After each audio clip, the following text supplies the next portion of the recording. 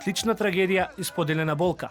Родителите на трагично загинатите во пожарот од дискотеката Пулс во Кочани упатија порака на сочувство и солидарност до семејствата на настраданите во пожарот во барот Constellation во елитниот зимски центар Кран Монтана во Швајцарија. Од Здруженијето 16 март порачаа дека не се обраќаат како наблюдувачи, туку како родители кои носат истата болка и истата трајна рана. Веста не врати таму каде што болката никогаш не замина, во моментот кога животот за секогаш се подели на пред и по.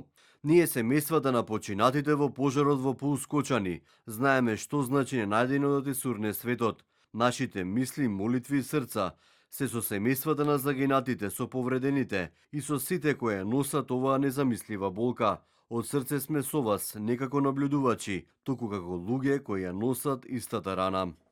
Од владата потврдија дека меѓу присутните во објектот имало и македонски државјани, но за сега нема информации дали тој се наоѓа меѓу загинатите или исчезнатите лица.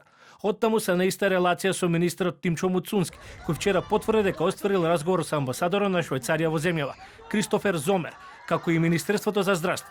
Како што беше посочено, Македонија е подготвена да испрати лекари специјалисти кои беа директно вклучени во третманот на повредените од трагедијата во Кочани, но и болничките капацитети. Нашата држава во тоа време се соочи со солидарност од невидени размери и се разбира дека како влада и како надлежни институции во комуникација помеѓу председателот на владата, министерот за надворешни работи, надворешна трговија и министерот за здравство стапено е во контакт со представници од државата, понудена е помош, дека стоиме на располагање и очекуваме дека доколку е потребно истите ќе ја побараат од нас, а ние сме спремни да ја пружиме.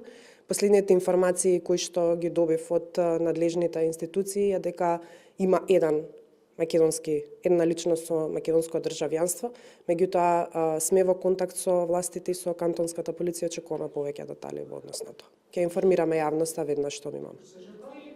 Немам дополнителни информации. Една личност, очекуваме повеќе, веднаш ќе информираме што имам.